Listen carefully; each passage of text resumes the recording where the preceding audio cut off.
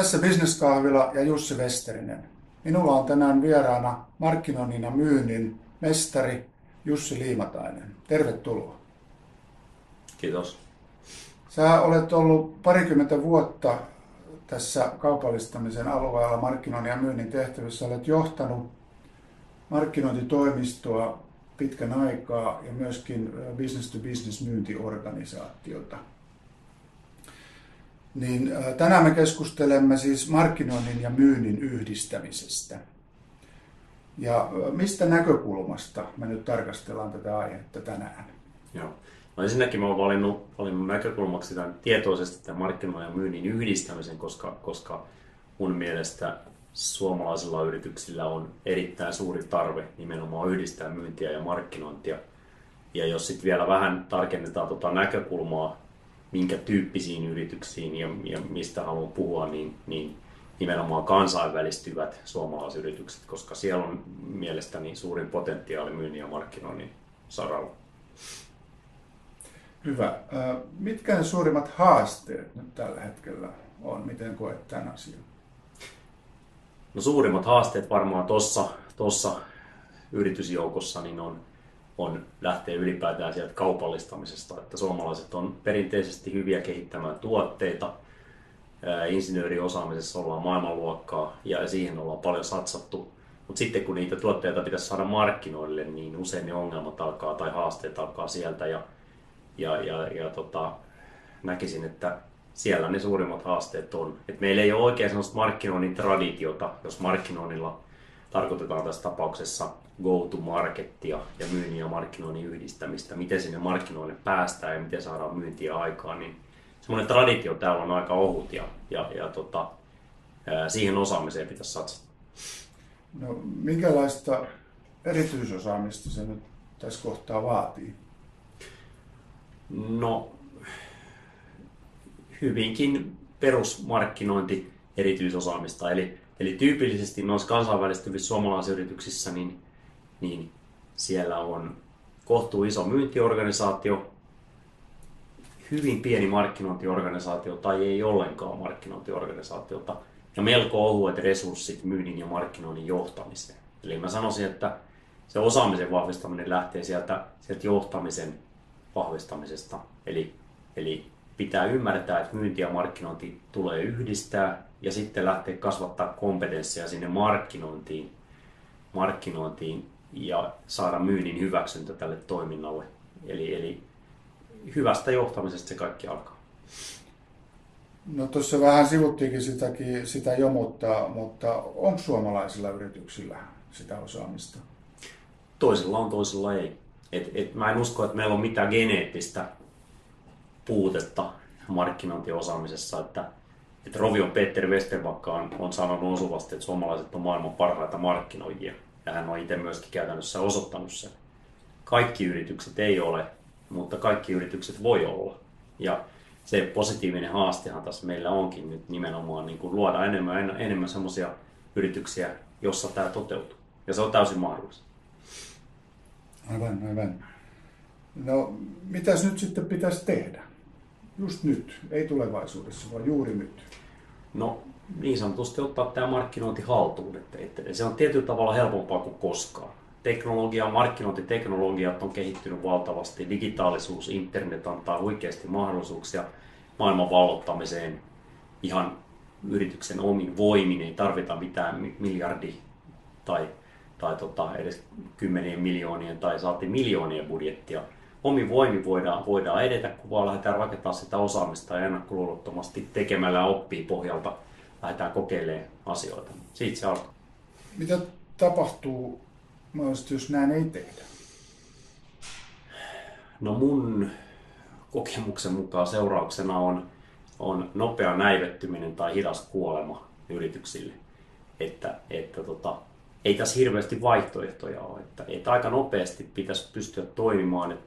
Mä oon analysoinut viimeisen vuoden aikana esimerkiksi 100 suomalaisen PK-yrityksen taloudelliset askeleet tuosta vuodesta 2008 eteenpäin. Ja suurin osa näistä yrityksistä, ne pärjäsi ihan kivasti finanssikriisiin asti.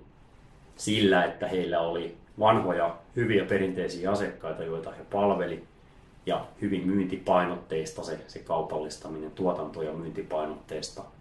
Finanssikriisin jälkeen he ei ole toipunut, ja syy on mun analyysin mukaan se, että asiakasmäärä on liian pieni ja ei ole kykyä hankkia uusia asiakkaita. Eli nyt hyvin nopeasti niin tämmöisten yritysten niin pitää luoda oma ekosysteemikoneisto siihen, että myyntiä ja markkinointia yhdistämällä päästään tilanteeseen, jossa saadaan skaalautettua se skaalautumaan se kaupallistamistoiminto, eli myynti ja markkinointi digitaalisuuden avulla, joka mahdollistaa sen, että pystytään hankkimaan uusia asiakkaita paljon nopeammin kuin tähän asti, joka mahdollistaa myynnin kasvattamisen. Ja tietenkin samaan aikaan pitää löytää viisasten kiviä myös nykyisten asiakkaiden myynnin kasvattamiseen, mutta se asiakashankinta on kuitenkin mun kokemuksen mukaan se suurin akilleenkantapää tällä hetkellä. Ja miten sä näet, että minkälainen rooli tällä digitaalisuudella on tässä?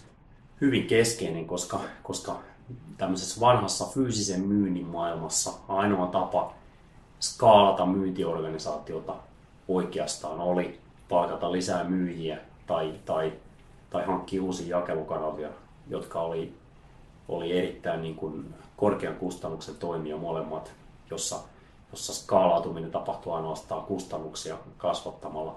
Digitaalisessa maailmassa skaalautumista voidaan tehdä hyvin sutjakkaasti, kustannustehokkaasti, globaalilla tasolla, melko pienin kustannuksin, ottamalla käyttöön järkeviä työkaluja, yrityksille uusia, mutta ihan täysin toimivia ja muualla käytössä olevia työkaluja, ottamalla käyttöön, opettelemalla niiden käyttöä, luomalla oma yrityskohtainen ekosysteemi, myynnin ja markkinoinnin ekosysteemi, joka tietyllä tavalla sulkee sisäänsä yrityksen omat resurssit, omat ihmiset ja omat tekemiset, kumppanit sekä asiakkaat.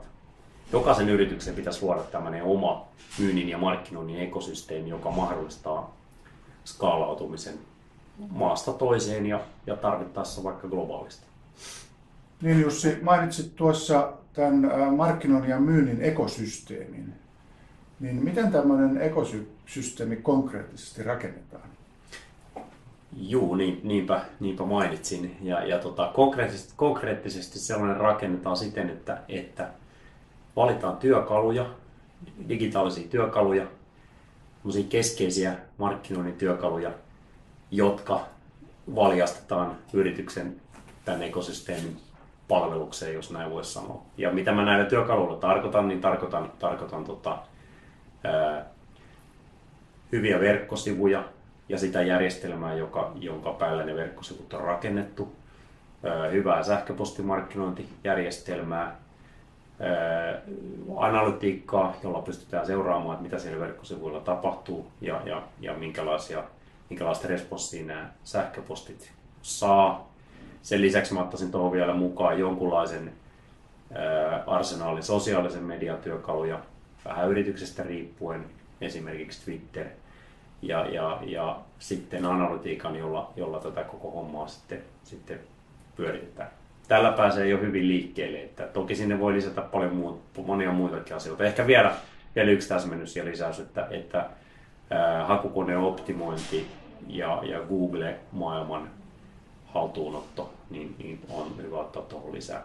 Ja sellaiset kompetenssit ja osaaminen ja resurssit, henkilöresurssit, joilla tätä hommaa pystytään pyörittämään ja kytkemään tämä sitten yrityksen myynnin kasvattamiseksi. Siitä se lähtee. Niin mainitsit tuossa henkilöresurssit, niin vaatiiko tämä jollakin tavalla uusia osaamisalueita, uusia kompetensseja? No se riippuu tietenkin siitä, mitä kompetensseja yrityksellä on nyt käytössään. Mutta tyypillistä on se, että näillä viiteryhmäyrityksillä niin heillä on aika iso myyntikenttä, myyntiorganisaatio, mutta hyvin pieni markkinointiorganisaatio. Ja tässä tapauksessa niin vastaus on, että vaatii. Eli pitää olla riittävästi osaamista digitaalisesta markkinoinnista, myös digitaalisesta myynnistä. Digitaalinen myynti tässä tapauksessa tarkoittaa sitä, että se voidaan oikeastaan jakaa kahtia, että yksinkertaisten tuotteiden myynti digitaalisesti tapahtuu verkkokaupassa ja sitten monimutkaisempien ja speksattavien tuotteiden myynti tapahtuu ei vielä verkkokaupassa, vaan siten, että asiakkaan ostopäätökseen vaikutetaan verkkosivujen kautta.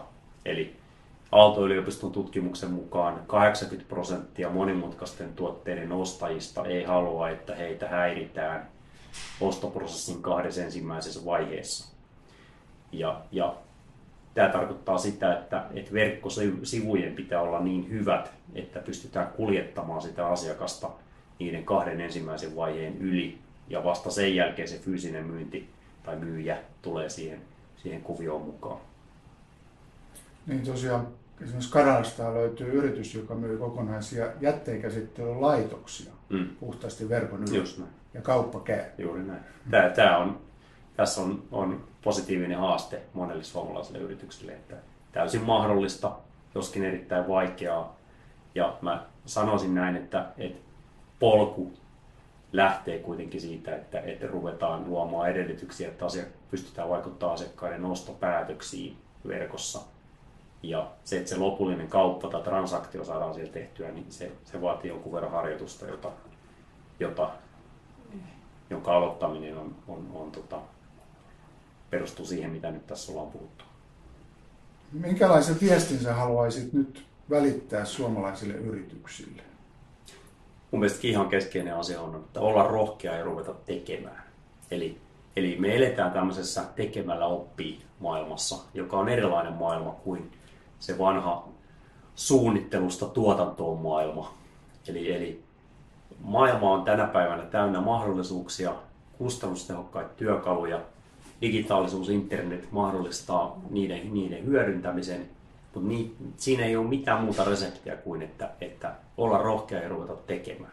Eli täytyy uskaltaa ottaa härkää sarvista ja antaa omalle organisaatiolle mahdollisuuksia siihen rohkeuteen ja tekemiseen ja lähteä kokeilemaan tämmöisellä nimenomaan niin kuin trial and error -menetelmällä. Eli digimaailmassa kaikkea voidaan mitata, kokeillaan uusia asioita, mitataan toimiiko ne vai eikö ne toimi. Ne asiat, jotka ei toimi, lopetetaan ne tai parannetaan niitä.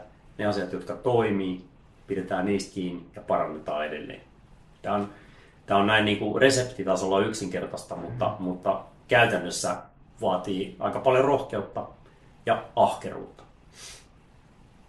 Miten nyt, jos katsoja kokisi, että haluaisi keskustella sun kanssa enemmän tästä aiheesta, niin miten sinun saa yhteyttä?